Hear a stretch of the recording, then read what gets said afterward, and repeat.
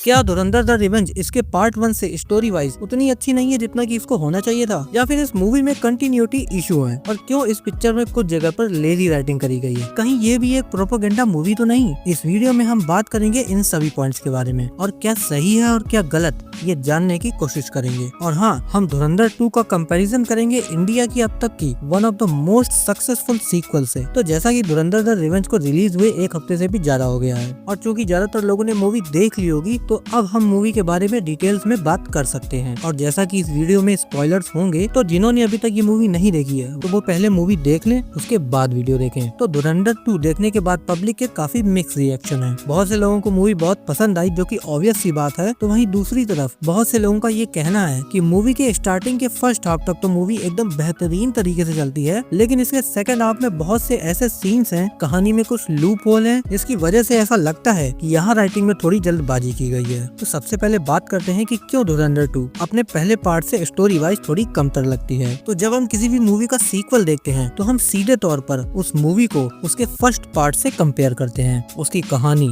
उसके एक्शन, उसका plot, suspense, यहाँ तक कि उसके गाने भी। इसीलिए जब लोगों ने धुरंधर 2 देखी तो लोगों ने चीजें नोटिस करी, और चूंकि मूवी के कुछ सीक्वेंस रिक्रिएट किए गए थे, इसीलिए उन सीन्स का इम्पैक्ट ऑडियंस पर उतना नहीं पड़ा। जैसे कि जब हमजा लियारी को टेक ओवर करने के बाद शिरानी बलोच से मिलने जाता है, तो उसके लिए भी बिल्कुल वैसा ही सेटअप रखा जाता है जो कि धुरंधर 1 में रहमान डकैत के लिए रखा गया था। जैसे वो एंट्री करता है, जैसे शिरानी उसको पगड़ी पहनाता है, बिल्कुल सेम टू सेम सीन है, बस खाली म्यूजिक चेंज किया है। लेकिन वो इतना इम्पैक्टफुल लगता ही नहीं। मतलब जहाँ रहमान डकैत का वो सीन वायरल हो गया था, वहाँ ये सीन कब आकर निकल जाता है पता ही नहीं चलता। इसी तरह एक सीन और है, जब उजैर बलोच हमजा की हेल्प से अरशद पप्पू को पकड़ लेता है और उसका एनकाउंटर करता है, बिल्कुल वैसे ही जैसे रहमान डकैत ने अपने पिता को 20 सड़क में सिर फोड़कर मार दिया था, वैसे ही उजैर अरशद पप्पू को 20 सड़क में उसका सिर काटकर मार देता है, और उसे हाथ में लेकर पब्लिक को धमकाता भी है। लेकिन जो इम्पैक्ट रहमान डकैत के सीन में हुआ था, वो इस सीन में फील नहीं होता। ऊपर से धुरंधर 2 में गाने भी इतने ज्यादा मेमोरेबल नहीं है। इनफैक्ट केवल 5 गाने हैं, जबकि धुरंधर 1 में 11 गाने थे, जो कि स्टोरी के साथ ऐसे ब्लेंड किए गए थे कि मूवी के कुछ सीन मेमोरेबल बन गए। और जब इंटरवल के बाद पिंडा की मौत का इल्जाम आलम जूस वाला अपने ऊपर ले लेता है और एक इंडियन एजेंट का राज खुल जाता है, और फिर हमजा उसको मार देता है, ये वाला पूरा सीक्वेंस बहुत ही जल्दी हो गया। और एक इम्पोर्टेंट कैरेक्टर जो कि फर्स्ट पार्ट में एक तरीके से इंडिया का एक ऐसा एसेट होता है, जो कि पाकिस्तान में इंडिया के एजेंट्स को डिप्लॉय करने का काम करता था, उसको ऐसे ही वेस्ट कर दिया जाता है। एंड इसके बाद आखिरी में जब हमजा को पकड़ा जाता है और जो एजेंट यलीना को धमकाकर हमजा के बारे में पता लगाता है, वो भी अधूरा सा लगता है, क्योंकि ये दिखाया ही नहीं गया कि वो किसके ऑर्डर पर ये सारे काम कर रहा था। अगले पॉइंट्स पर आते हैं कि मूवी में कंटिन्यूटी इश्यूज हैं। खासकर मूवी के 1 से 1.5 घंटा बीत जाने के बाद हमें ठीक से पता नहीं चल पाता कि कौन से इवेंट किस ईयर में हो रहे हैं। इसका सबसे बड़ा एग्जांपल है चौधरी असलम की डेथ वाला वो सीक्वेंस। उसका टाइम पीरियड बताया ही नहीं गया, और जब मेजर इकबाल को मारा जाता है तब भी ईयर का मेंशन नहीं होता।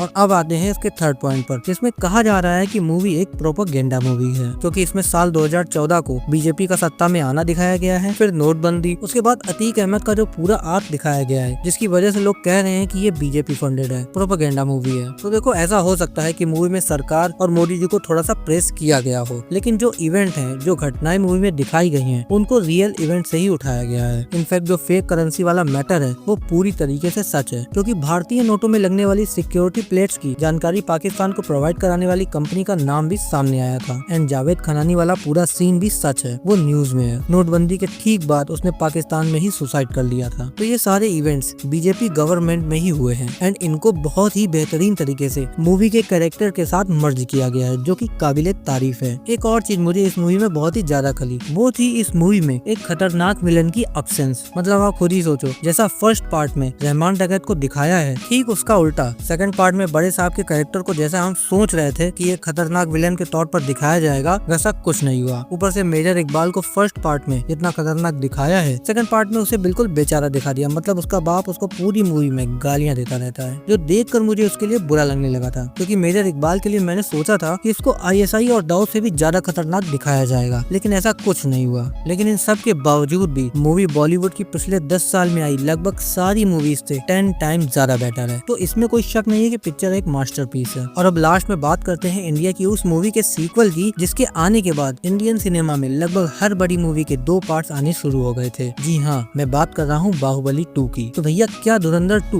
बाहुबली 2 जितनी बेहतरीन बेहतरीन सीक्वल साबित हुई है या नहीं। तो सीधे शब्दों में कहें तो धुरंधर 2 एक बेहतरीन सीक्वल है। बस एक जगह पर ये मूवी बाहुबली 2 से मात खाती है और वो है इसके सेकंड पार्ट में एक पावरफुल विलन का ना होना। मतलब बाहुबली 2 में आखिरी तक भल्लाल देव का भौकाल कायम रहता है। इवन पिक्चर में जब आखिरी लड़ाई शुरू होती है उसमें भी भल्लाल देव 2 बार बाहुबली को हरा देता है। मतलब उसका लेवल ही अलग था। तो भाई लोग आज के लिए बस इतना ही। वीडियो अच्छी लगी हो तो इसे लाइक करो, शेयर करो और कमेंट में बताओ कि क्या तुम लोगों ने भी ये पॉइंट नोटिस किए। तो मिलते हैं अपनी नेक्स्ट वीडियो में, तब तक के लिए जय श्री राम।